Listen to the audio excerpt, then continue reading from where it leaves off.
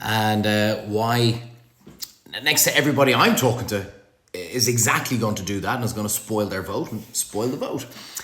And I said, first of all, there's a phenomenal team behind the campaign of just really concerned Irish people that just don't like the way things are going over the last number of years, from referendums that they've tried to pass, from legislation that they've tried to propose, to now basically being told, the people of Ireland, you can vote for whatever presidential candidate you want as long as it's one of the ones we tell you to vote for. And I think more and more people are kind of just so frustrated as to how this Irish government have basically turned their backs on the people of Ireland, and how they're basically just, we don't really give a shite what you guys think. And now, just like the yes referendum, which was ultimately not defeated, destroyed, absolutely destroyed by the power of the people. And it was funny because during that referendum, when everybody online was saying it's actually going to be a no, because, we're sick of this, it was incredible to see those who said, oh, shut up, you guys on Twitter or whatever the hell, you have no idea what you're talking about. You do not represent the views of the real people, as far as they were concerned. Now, the real people they talk about are themselves, the handful of people that are trying to push all this shit through. And you could be forgiven for thinking that these orders are coming from somewhere else. And, that's why the referendum was destroyed, which is a perfect example, because so many people are saying, look, my vote isn't going to make a difference. Well, here's a perfect example of how it did. And the referendum removing mother, woman and home from the Constitution was absolutely destroyed because of everybody's power of one vote combined.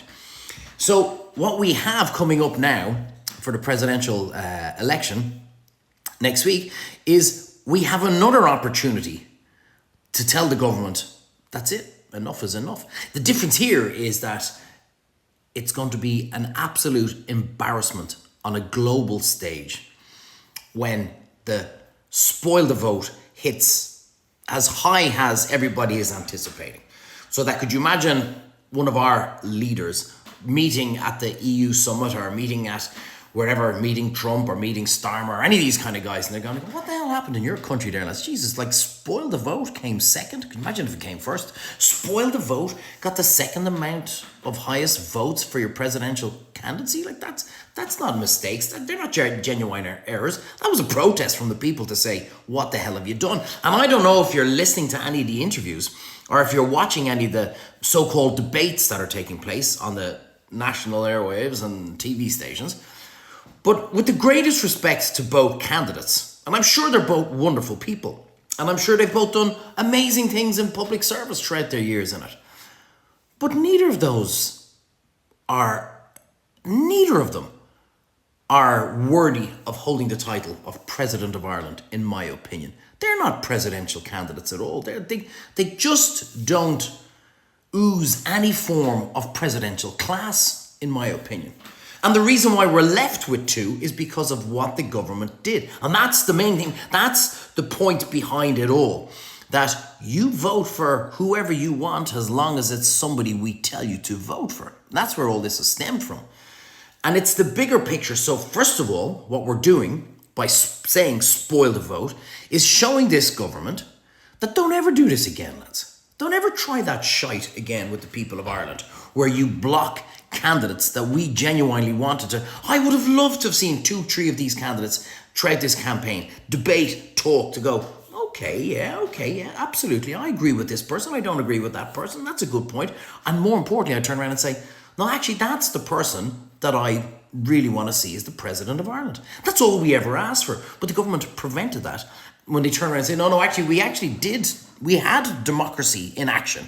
You didn't. They blocked people from getting onto the ticket. And that's the main point. And that's why so many people are now turning around saying, yes, I am going to go there and I'm going to spoil my vote in an act of protest and an act of frustration, and more importantly, in an act of defiance of telling this government, we're done. We're done with being pushed around. We're done with being treated like children. Enough is enough. That's it. Finished. Spoil the vote. Don't ever try that shit with us again. That's why it's gaining so much momentum, because people now realize their one vote can make a huge difference, particularly when there's a lot of us who go cast our one vote. That's why I'm going to be doing Spoil the Vote when I go to vote, because I'm just sick and tired of how a government think that they're actually the ones in power.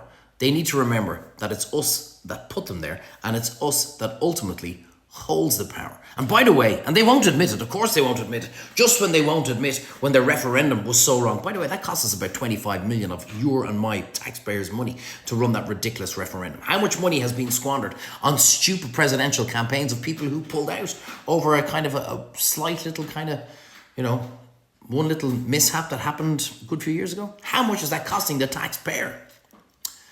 They won't admit it, but they are genuinely, deep down, really worried about spoiling the vote, getting such a high number, because it's going to make them look like idiots. And if you watch and listen to their language, it's incredible how Catherine Connolly's party and movement are saying, oh, well, if you do spoil the vote, you're going to hand it to Heather Humphreys, and vice versa.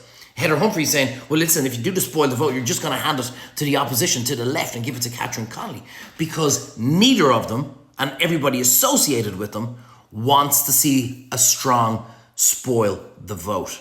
And that's why it's the right thing to do. Because when you're being told by government, oh Jesus, don't do that, then you know that's the right thing to do. Anyway, I'll be doing another video near to the time where I'm going to rally the troops and say, give me my Braveheart William Wallace speech as to why exactly I'm going to be doing it. But I just wanted to put it out there now. It's getting huge momentum. There's so many people coming in behind it. So many people are realizing the power of their one vote. Whereas beforehand we used to think, no, look, what difference am I going to make? Well, now you know. Spoil the vote. That's why it's getting so much momentum. And that's why, in my opinion, and I'm not telling you what to do, but that's why, in my opinion, it's the right thing to do. Let me know. Put down in the comments. And don't be going, oh my God, you'd make a great president, or any of that kind of shite. I don't need those comments. I need you to go vote and do that. That's what we need to do. So make sure next week, when it comes to it, make sure you get to the ballot box and do what you got to do. Let me know what you think. Am I nuts? Does it make sense? Can you see now why it's getting so much momentum? Can you see now why they're so worried about it? Because we're going to make an the way they made a mockery of democracy, we're going to make an absolute mockery out of them and say, hey, we hold the power, not you. Have a great day. Let me know in the comments. As always, I love to hear them. I read them, see them, whatever. Don't be so pedantic. Get free